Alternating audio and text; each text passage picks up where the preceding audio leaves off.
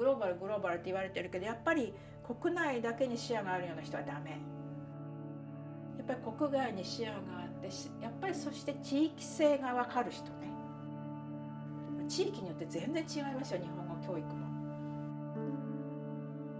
日本語教育センターは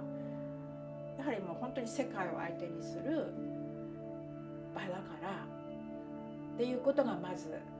あったんですけど、でもそれは本当にそうだったんですね。中に入ったら全然そういう視野はない。だからそれを、入ってからですけどね、入ってから確認して、それをもうものすごく私は努力したんですね。だからそれからの人事は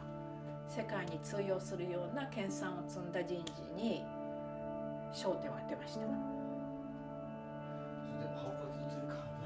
ありましたよ。何言い出すか分かんないねって言われましたけど、でもそれは自分のためじゃないからね。だって日本語教育のためにそう考えざるを得ないですよ。国語研っていうのはね、やはり国語を研究する、国語ですからね、日本語でもないんですよ。だからやっぱり近代の日本語から現代に至ることを扱ってるんだけど、やっぱり国語的な頭で日本語に向かってるわけですよね。でも私はね、日本語教育の日本語はね、世界の言語の一つとしての日本語でなくちゃダメだと思うんですね。国語っていう概念は取っ払わなくちゃいけないと思ってるんですよ。それから時期もその77年に開設されたというのがちょうどそうですね、中国からの帰国者とかね、それから難民の人の定住というようなことが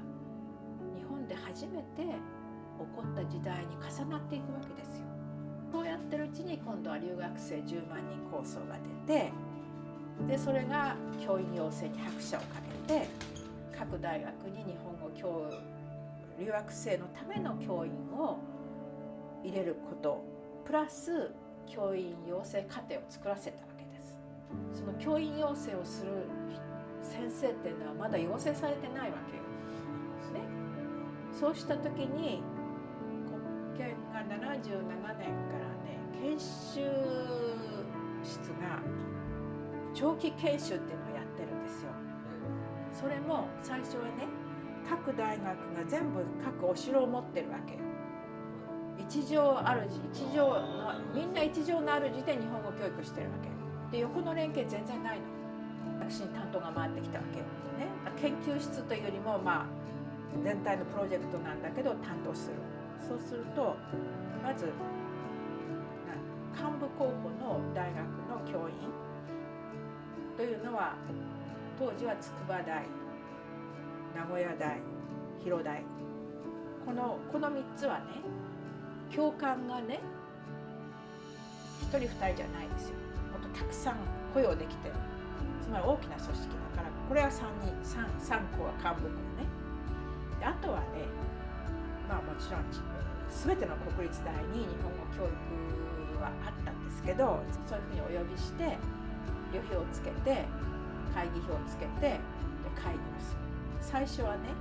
みんなそれぞれ沈黙ね。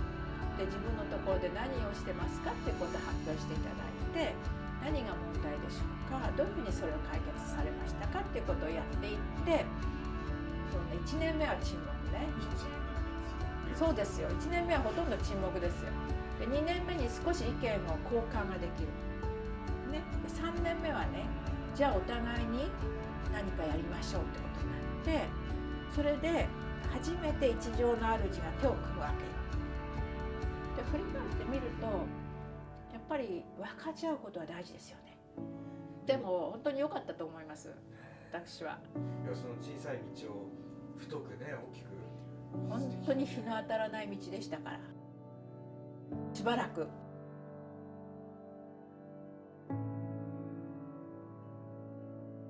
日本語教育のね、道なんか行くもんじゃありませんって言われたんですけど、でもそこはね、やっぱり若い時っていうのはね、やっぱりこうね、純粋ですからね。